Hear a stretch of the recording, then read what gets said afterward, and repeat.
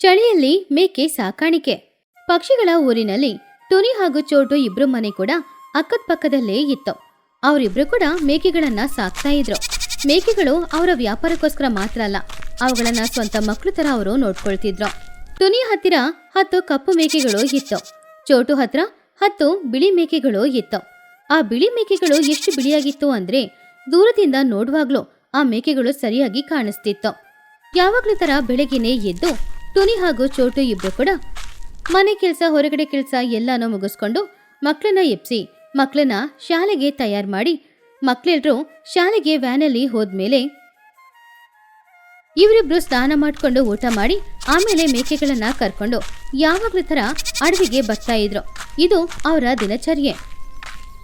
ಅಡವಿಗೂ ಊರಿಗೂ 2 kilometre ದೂರ ಅವರು ನಡಿಬೇಕಾಗಿತ್ತು. ಬೆಳಿಗ್ಗೆನೆ ಮೇಕೆಗಳನ್ನ ಕರ್ಕೊಂಡು ಬಂದು ರಾತ್ರಿ ತನಕನೂ ಅವರು ಅಲ್ಲೇ ಮಲಗಿ ಮೇಕೆಗಳನ್ನೆಲ್ಲ ಮೇಯಿಸಿದ ಮೇಲೆ ಮುಂಜಾನೆಯ ಸಮಯ ಮೇಕೆಗಳನ್ನ ಕರ್ಕೊಂಡು ವಾಪಸ್ ಮನೆಗೆ ಬರ್ತಾ ಇದ್ರು. ಇದು ದಿನ ಅವ್ರು ಮಾಡ್ತಾ ಇದ್ದಿದ್ದು. ಅದು ಚಳಿಗಾಲ. ಚಳಿ ತುಂಬಾನೇ ಜಾಸ್ತಿ ಇತ್ತು. ಎಷ್ಟಂದ್ರೆ 8 ಗಂಟೆಗೆ ಕೂಡ ಮಂಚು ಬೀಳ್ತಾ ಇತ್ತು. ಚಳಿಗಾಲದ ಸಮಯದಲ್ಲಿ ಮೇಕೆಗಳನ್ನ ಕರ್ಕೊಂಡು ಅಡವಿಗೆ ಹೋಗೋದು ಅಲ್ಲೇ ಮಲಗೋದು ಅನ್ನೋದ್ರಿಂದ ಟುನಿ ಹಾಗೂ ಚೋಟುಗೂ ಅನಾರೋಗ್ಯ ಉಂಟಾಯಿತು.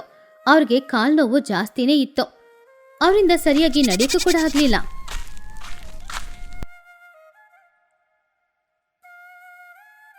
ಒಂದಿನ ಸಂಜೆ ಸಮಯ ಮಕ್ಕಳು ಶಾಲೆಯಿಂದ ಬರುವ ಸಮಯಕ್ಕೆ ಟುನಿ ಹಾಗೂ ಚೋಟು ಇಬ್ರು ಕೂಡ ಮನೆ ಹೊರಗಡೆ ಮಂಚದಲ್ಲಿ ಕೂತ್ಕೊಂಡಿದ್ರು. ಟುನಿ ಕಾಲ್ ನೋವಿಗೋಸ್ಕರ ಅವಳು ಅಮೃತಾಂಜನ್ನ ಉಜ್ತಾ ಇದ್ಲು. ಕಾಲನ್ನ ಹಿಡ್ಕೊಂಡು ಒತ್ಕೊಂಡು ಅವಳು ಚೋಟು ಹತ್ತಿರ, ಅಬ್ಬಾ ಚೋಟು, ಈ ಚಳಿಯಿಂದ ಪ್ರಾಣ ಹೋಗುತ್ತೋ ಏನೋ, ಚಳಿ ಬರ್ತಾ ಬರ್ತಾ ತಡ್ಕೊಳಕ್ಕಾಗ್ತಾನೆ ಇಲ್ಲ, ನನಗೆ ಕಾಲೆಲ್ಲ ತುಂಬ ನೋವಾಗ್ತಾ ಇದೆ, ಇನ್ನು ನಾಳೆ ಮೇಕೆಗಳನ್ನ ಅಡವಿಗೆ ಹೇಗೆ ಕರ್ಕೊಂಡು ಹೋಗೋದೋ ಏನೋ. ಆವಾಗ ಚೋಟು ಗಿಳಿ, ಹೌದು ಟುನಿ, ನನ್ನಿಂದಾನೂ ಆಗ್ತಾ ಇಲ್ಲ, ನನಗೂ ಶೀತ ಆಗಿದೆ, ನನ್ನ ಮೇಕೆಗಳಿಗೂ ಶೀತ ಆಗುತ್ತೋ ಏನೋ, ಅಲ್ಲಿ ನೋಡು ಮೇಕೆಗಳ ಮೂಗೆಲ್ಲ ಎಷ್ಟು ಕೆಂಪಾಗಿದೆ, ಆದ್ರೆ ಏನ್ ಮಾಡೋದು, ಅವುಗಳ ಹಸಿವಿಗೋಸ್ಕರ ಅಡವಿಗೆ ಹೋಗ್ಲೇಬೇಕು ಅಲ್ವಾ ನಾವು. ಹಾಗಂತ ಅವರಿಬ್ರು ಬೇಜಾರಿಂದ ಮಾತಾಡ್ಕೊಳ್ಳೋದನ್ನ ಆವಾಗ್ಲೇ ಬಂದ ಬುಜ್ಜಿ ಹಾಗೂ ಬನ್ನು ಇಬ್ರು ಕೇಳಿ ಬೇಜಾರ್ ಮಾಡ್ಕೊಂಡ್ರು. ಅವರಿಬ್ರು ಸ್ಕೂಲ್ ಬ್ಯಾಗ್ನ ಮನೇಲಿಟ್ಟು ಅವರ ತಾಯಿಯಂದಿರ ಹತ್ರ ಬಂದ್ರು. ಅಮ್ಮ, ನೀವು ಬೇಜಾರ್ ಮಾಡ್ಕೊಳ್ಬೇಡಿ, ಸ್ವಲ್ಪ ದಿನ ನೀವಿಬ್ರು ಮನೆಯಲ್ಲೇ ಇದ್ದು ವಿಶ್ರಾಂತಿ ತಗೊಳ್ಳಿ, ಮೇಕೆಗಳನ್ನ ಅಡವಿಗೆ ನಾವಿಬ್ರು ಕರ್ಕೊಂಡು ಹೋಗ್ತೀವಿ. ಹೌದಮ್ಮ, ನೀನು ನೋಡಿದ್ರೆ ನನಗೂ ಕಷ್ಟ ಆಗ್ತಾ ಇದೆ, ಅಡವಿಗೆ ಹೋಗೋದು ನನಗೂ ಇಷ್ಟ, ಅಲ್ಲಿ ಸುಮಾರು ಹಣ್ಣುಗಳು ಬೇರೆ ಸಿಗುತ್ತೆ ಅಲ್ವಾ, ಆ ಹಣ್ಣು ತಿಂದ್ಕೊಂಡು ನಾವಿಬ್ರು ಅಲ್ಲೇ ಇರ್ತೀವಿ. ಹಾಗಂತ ಮಕ್ಕಳು ಹೇಳಿದನ್ನ ಕೇಳಿ ಟುನಿಗೂ ಬಚ್ಚಿ, ಬೇಡ ಮಕ್ಕಳೇ, ನೀವಿಬ್ರು ಇನ್ನೂ ಚಿಕ್ಕ ಮಕ್ಕಳು, ಬೆಳೆದೇ ಇಲ್ಲ, ನಿಮಗೆ ಯಾಕೆ ಇಷ್ಟು ಕಷ್ಟ, ಈ ಚಳಿನ ನಿಮ್ಮಿಂದ ತಡ್ಕೊಳಕ್ಕಾಗಲ್ಲ. ಹಾಗಲ್ಲ ಏನೂ ಇಲ್ಲಮ್ಮ, ನಾವಿಬ್ರು ಚಿಕ್ಕ ಮಕ್ಕಳಲ್ಲ, ದೊಡ್ಡ ಮಕ್ಕಳು, ನಮ್ಮಿಂದ ಎಲ್ಲಾನು ನೋಡ್ಕೊಳಕ್ಕಾಗುತ್ತೆ, ನಾವು ಹೋಗ್ತೀವಮ್ಮ. ಬನ್ನು, ನೀನು ಕೂಡ ಹೇಳೋ, ನೀವಿಬ್ರು ಮನೆಯಲ್ಲಿದ್ದು ನಿಮ್ಮ ಆರೋಗ್ಯನ ನೋಡ್ಕೊಳ್ಳಿ, ನಾವಿಬ್ರು ನಾಳೆಯಿಂದ ಅಡವಿಗೆ ಹೋಗ್ತೀವಿ, ಸರಿನಾ? ಹೌದೌದು ಆಂಟಿ, ಈ ವೈಟಿ ಇದ್ದಾಳೆ ಅಲ್ವಾ, ಇವಳು ನಾನು ಇಲ್ಲ ಅಂದ್ರೆ ಇರೋದಿಲ್ಲ, ಸ್ವಲ್ಪ ದಿನ ನಾನು ಅವಳ ಜೊತೆ ಇರ್ತೀನಿ, ಪಾಪ ಅವಳಿಗೂ ಕೂಡ ನಾನು ಇಲ್ಲದೆ ತುಂಬ ಕಷ್ಟ ಆಗುತ್ತೆ. ಹಾಗಂತ ಮಕ್ಕಳು ಪ್ರೀತಿಯಿಂದ ಕೇಳಿದಾಗ ಅದಕ್ಕೆ ಅವರಿಬ್ರು ಸರಿ ಅಂತ ಒಪ್ಕೊಂಡ್ರು. ಆದ್ರೂ ಕೂಡ ಅಡವಿ ಅಲ್ಲಿ ಜೋಪಾನವಾಗಿರ್ಬೇಕು, ಬೇರೆ ಎಲ್ಲಿಗೂ ಹೋಗ್ಬಾರ್ದು ಅಂತ 10 ಸಲ ಮಕ್ಕಳ ಹತ್ರ ಹೇಳಿದ್ರು. ಹಾಗೆ ಮರುದಿನ ಬೆಳಗ್ಗೆ ಬುಜ್ಜಿ ಹಾಗೂ ಬನ್ನು ಇಬ್ರು ಕೂಡ ಸ್ಕಾರ್ಫ್, ಮಂಕಿ ಕ್ಯಾಪ್ ಹಾಗೂ ಶಾಲ್ ಎಲ್ಲಾನು ಹಾಕೊಂಡು ಯುದ್ಧಕ್ಕೆ ಹೋಗೋ ಥರ ರೆಡಿಯಾದ್ರು. ಆವಾಗ ಟುನಿ ಮಕ್ಕಳಿಬ್ರಿಗೆ ಆಹಾರ ಹಾಗೂ ಸ್ವಲ್ಪ ಕಡಲೆಕಾಯಿಗಳನ್ನು ಕೊಟ್ಟು, ಮಕ್ಕಳೇ ನೋಡ್ಕೊಂಡು ಹೋಗ್ಬೇಕು, ರಾತ್ರಿ ಸಮಯ ಪಾಕದಲ್ಲಿ ಹೋಗಿ ಮಲಗಿ ನಿದ್ರೆ ಮಾಡಬೇಕು. ಸರಿಯಮ್ಮ, ಅದೆಲ್ಲ ನಾವು ನೋಡ್ಕೊಳ್ತೀವಿ. ಹಾಗಂತ ಹೇಳಿ ಬುಜ್ಜಿ ಹಾಗೂ ಬನ್ನು ಇಬ್ರು ಕೂಡ ಮೇಕೆಗಳನ್ನ ಓಡಿಸ್ಕೊಂಡು ಅಡವಿಗೆ ಹೋದ್ರು. ಆವಾಗ ಬನ್ನು ಕೈಯಲ್ಲಿ ಇಟ್ಕೊಂಡಿದ್ದ ಕೋಲನ್ನ ಗಾಳಿಯಲ್ಲಿ ಗಿರಗಿರ ಗಿರಗಿರ ಅಂತ ಸುತ್ತುತ್ತಾ ದೊಡ್ಡ ಹೀರೋ ತರ ಒಂದು ಸೀನ್ ಹಾಕ್ತಾ ಇದ್ದ. ವೈಟಿ, ಸ್ವಲ್ಪ ಬೇಗ ಹೋಗೋ, ಇಲ್ಲಾಂದ್ರೆ ನಿನ್ನನ್ನ ಮಾರಿ ಅದ್ರಲ್ಲಿ ಸಿಗೋ ಹಣದಲ್ಲಿ ನಾನು ಜಿಲೇಬಿ ತಗೊಂಡು ತಿಂದ್ಬಿಡ್ತೀನಿ, ಅದು ತುಂಬಾ ಸ್ವೀಟ್ ಆಗಿರುತ್ತೆ. ಆವಾಗ ಬುಜ್ಜಿಗೂ ಬಚ್ಚಿ, ಬನ್ನು, ನಿನ್ ಭಾಷೆ ಅದಕ್ಕೆ ಅರ್ಥ ಆಗಲ್ಲ ಕಣೋ, ಮೇಕೆಗಳು ಯಾವಾಗಲೂ ಮೆಹೇ ಅಂತ ಮಾತಾಡುತ್ತೆ, ನೀನು ಕೂಡ ಮೆಹೇ ಅಂತ ಮಾತಾಡು, ನಿನ್ನ ಭಾಷೆಲಿ ಮಾತಾಡಿದ್ರೆ ಅವುಗಳಿಗೆ ಅರ್ಥ ಆಗುತ್ತಾ? ಜಿಲೇಬಿ ತಗೊಳ್ಬೇರೆ, ಆರೋಗ್ಯಕ್ಕೆ ಒಳ್ಳೇದಲ್ಲ, ಮೇಕೆ ಹಾಲು ಕೊಡಿ, ಅದು ಆರೋಗ್ಯಕ್ಕೆ ತುಂಬ ಒಳ್ಳೇದು. ಅದನ್ನು ಕೇಳಿದ ಬನ್ನು ಗಿಳಿ, ಚೀಚಿ ಚೀಚಿ, ಮೇಕೆ ಹಾಲು, ಅದನ್ನು ಹಸಿ ಹಾಲು ನಾನು ಹೇಗೆ ಕುಡಿಯೋದು? ಈ ಮೇಕೆಗಳು ಬೂಸ್ಟ್ ಏನಾದರೂ ಕೊಡುತ್ತಾ? ಇಲ್ಲ ಅಟ್ಲೀಸ್ಟ್ ಹಾರ್ಲಿಕ್ಸ್ ಅದನ್ನು ಕೊಟ್ಟರೆ ನಾನು ಕುಡಿತೀನಿ. ಆವಾಗ ಬುಜ್ಜಿ ತಲೆ ಮೇಲೆ ಕೈ ಇಟ್ಕೊಂಡು, ಯಾವಾಗಲೂ ತಿಂಡಿ ಬಗ್ಗೆನೇ ಯೋಚನೆ ಮಾಡ್ತೀಯ ಯಾಕೋ? ಅಲ್ಲಿ ನೋಡ, ಆಲಮರದ ಕೆಳಗಡೆ ಸ್ವಲ್ಪ ಹುಲ್ಲು ಜಾಸ್ತಿ ಇದೆ, ಅಲ್ಲಿ ಮೇಕೆಗಳನ್ನ ನಾವು ಕಟ್ ಹಾಕೋಣ. ಹಾಗಂತ ಹೇಳಿ ಅವರು ಹೋಗ್ತಾ ಇದ್ದಾಗ ಪಕ್ಕದಲ್ಲಿದ್ದ ಪೊದರಿನೊಳಗಡೆ ಏನೋ ಶಬ್ದ ಕೇಳಿಸ್ತು.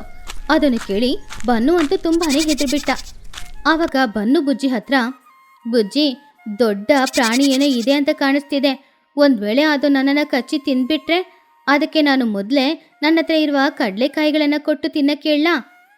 ಹಾಗಂತ ಹೇಳ್ತಾ ಇದ್ದಾಗ ಪೊದರಿನೊಳಗಡೆಯಿಂದ ಒಂದು ಚಿಕ್ಕ ಮೊಲ ಹೊರಗಡೆ ಬಂದು ಅವರನ್ನು ನೋಡಿ ಒಳಗಡೆ ಹೋಗ್ಬಿಡ್ತು. ಬುಜ್ಜಿ ಅದನ್ನು ನೋಡಿ ಜೋರಾಗಿ ನಗುತ್ತಾ, ಸರಿ, ಅದೇ ಹೆದ್ರು ಪುಕ್ಲ ಕಣೋ, ಅದು ಚಿಕ್ಕ ಮೊಲ ನಿನ್ನ ನೋಡಿ ಹೆದರ್ಕೊಂಡು ಹೋಗ್ತಾ ಇದೆ. ಅದನ್ನು ನೋಡಿ ಇವನು ಹೆದರ್ತಾನೆ ಅಂತೆ, ತುಂಬಾ ಧೈರ್ಯವಂತ ಕಣೋ.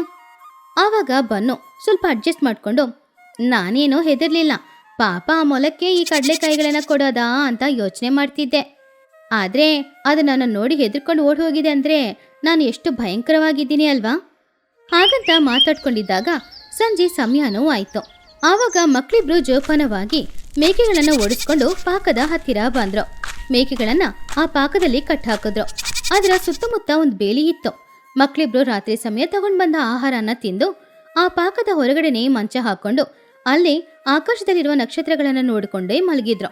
ಆಕಾಶದಲ್ಲಿ ನಕ್ಷತ್ರಗಳು ಮಿಂಚ್ತಾ ಇತ್ತು. ಆವಾಗ ಬನ್ನಗಿಳಿ ತುಂಬಾನು ಸಂತೋಷದಿಂದ, ಬುಜ್ಜಿ, ಈ ರೀತಿ ಆಕಾಶದ ಕೆಳಗಡೆ ಮಲಗಿರೋದು ಚೆನ್ನಾಗಿದೆ, ಆದ್ರೆ ನನಗೆ ಯಾಕೋ ತುಂಬಾನು ಭಯ ಆಗ್ತಾ ಇದೆ. ಈ ಚಳಿನ ನನ್ನಿಂದ ತಡ್ಕೊಳ್ಳೋಕೆ ಕೂಡ ಆಗ್ತಾ ಇಲ್ಲ. ಏ ಬನ್ನು, ಹಾಗೆ ಹೇಳ್ಬೇಡ. ಇವಾಗ ನಾವಿಬ್ರು ದೊಡ್ಡ ಮಕ್ಕಳು, ನಮ್ಮ ಆಸ್ತಿಗಳನ್ನ ನಾವು ಕಾಪಾಡಕ್ಕೆ ಬಂದಿದ್ದೀವಿ. ಈ ಮೇಕೆಗಳೆಲ್ಲಾನು ನಮ್ಮ ಆಸ್ತಿಗಳು ತಾನೇ ಕಣೋ.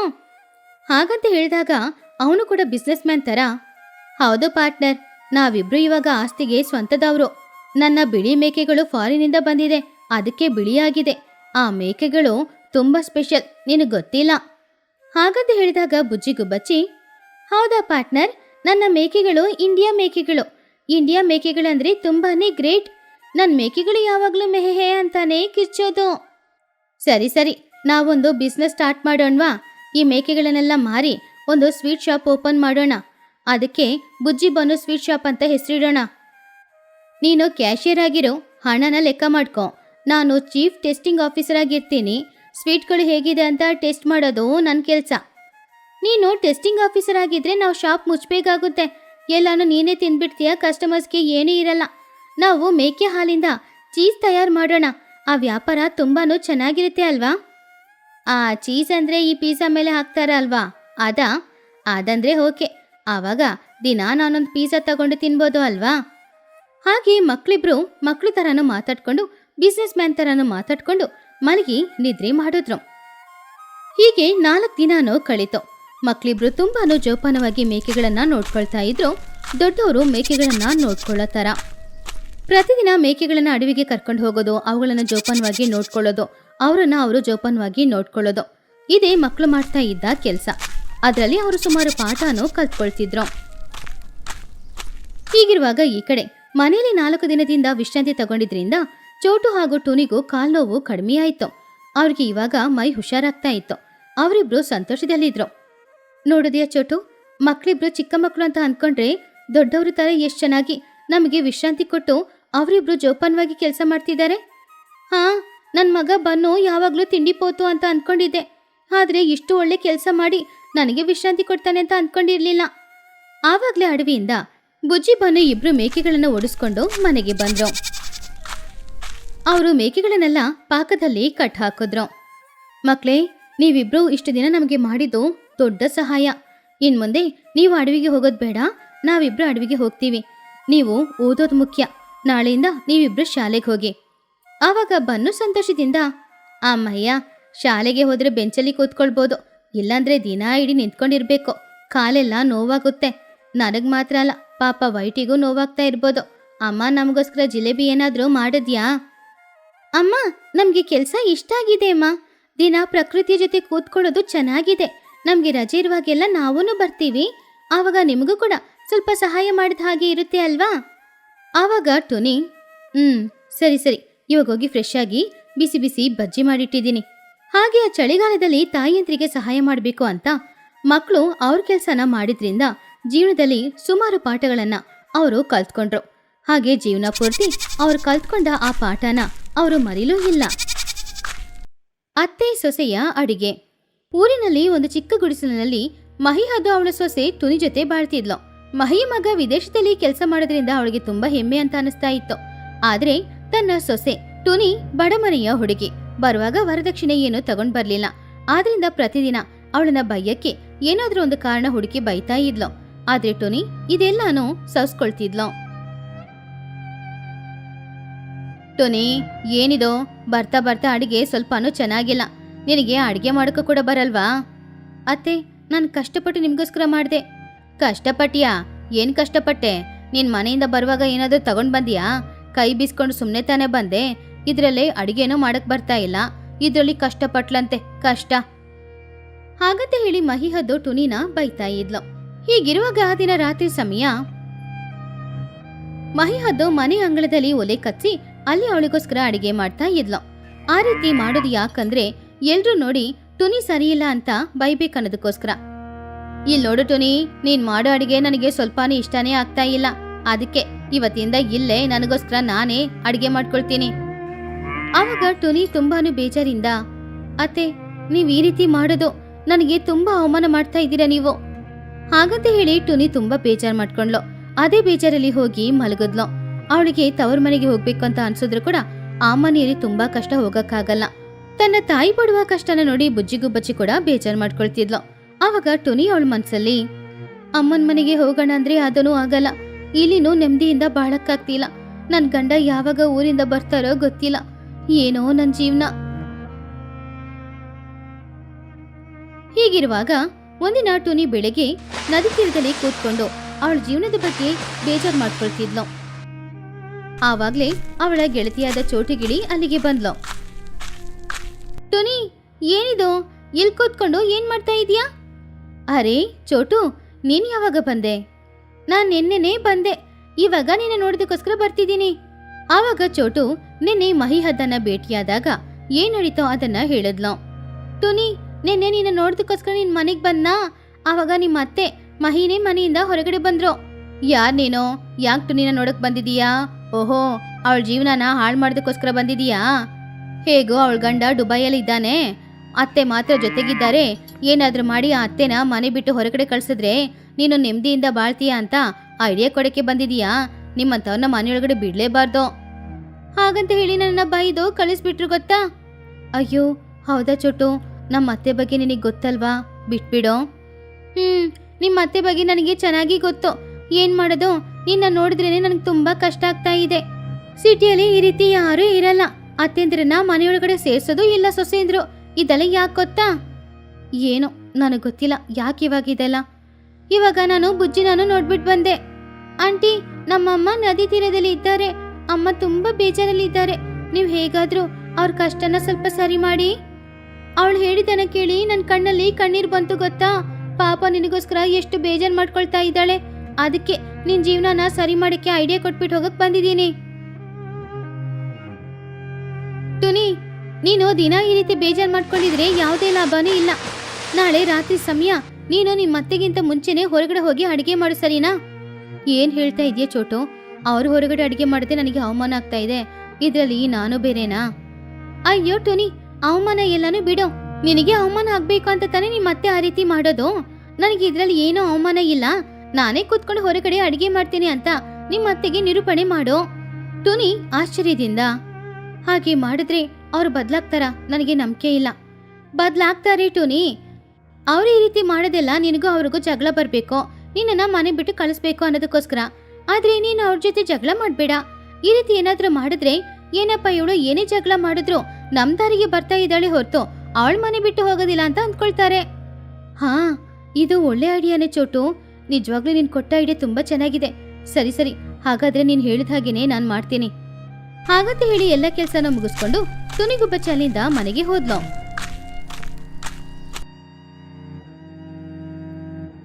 ಮರುದಿನ ಬೆಳಗ್ಗೆ ಮಹಿ ಹದ್ದು ಬೇಡ ಅಂದ್ರೂ ಕೂಡ ಅವಳಿಗೋಸ್ಕರ ಟಿಫನ್ ಮಾಡಿಕೊಡ್ತಾ ಇದ್ಲು.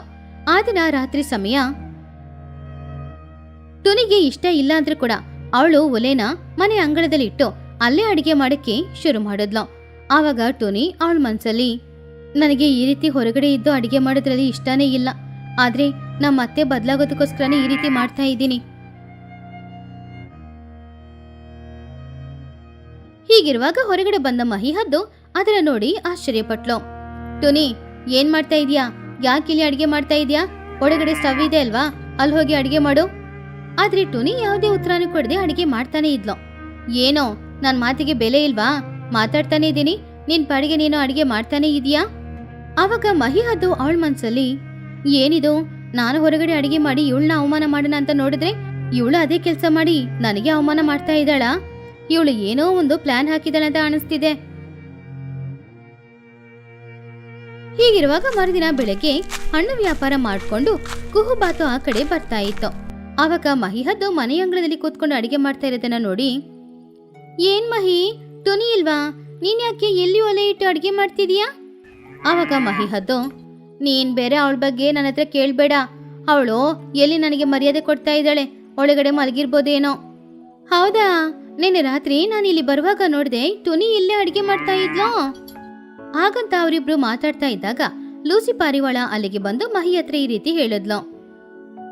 ಏನ್ ಮಹಿ, ಏನ್ ಹೇಳ್ತಾ ಇದ್ಯಾ? ನಿನ್ನ ಸೊಸೆ ದಿನ ನಿನ್ ಜೊತೆ ಜಗಳ ಮಾಡ್ತಿದ್ದಾಳಾ? ಹೌದು ಲೂಸಿ, ಇದು ನಿನಗೆ ಗೊತ್ತಿಲ್ವಾ ಏನೋ? ಹಾ, ನನಗೆ ಚೆನ್ನಾಗಿ ಗೊತ್ತಿದೆ ಜಗಳ ಮಾಡೋರು ಯಾರು, ಪಾಪ ಕಷ್ಟಪಡೋದು ಯಾರು ಅಂತ. ದಿನ ನಿನ್ ಸೊಸೆ ಹತ್ರ ನೀನೇ ಜಗಳ ಮಾಡೋದು, ಕಷ್ಟಪಡೋದು ಅವಳೆ. ಪಾಪ ಹುಡುಗಿ ನಿನ್ನ ಎಷ್ಟ್ ಚೆನ್ನಾಗಿ ನೋಡ್ಕೊಳ್ತಾ ಇದ್ದಾಳೆ. ನೀನ್ ನೋಡಿದ್ರೆ ಯಾವಾಗ್ಲೂ ಅವಳನ್ನ ಏನಾದ್ರೂ ಒಂದು ಹೇಳಿ ಬೈತಾನೆ ಇದ್ಯಾ. ಪಾಪ ಟುನಿ, ಅವಳನ್ನ ಚೆನ್ನಾಗಿ ನೋಡ್ಕೊಂಬಹಿ ನೀನು. ಮಹಿ ಅದು ಆಶ್ಚರ್ಯದಿಂದ, ಲೂಸಿ ಏನ್ ಹೇಳ್ತಾ ಇದ್ಯಾ? ನನ್ ಸೊಸೆಗೆ ನನ್ ಮೇಲೆ ಪ್ರೀತಿ ಇದೆಯಾ? ಹಾ, ಮತ್ತೆ ಅವಳು ಯಾಕೆ ಮನೆ ಹೊರಗಡೆ ಬಂದು ಕೂತ್ಕೊಂಡು ಅಡಿಗೆ ಮಾಡ್ತಾ ಇದ್ದಾಳೆ?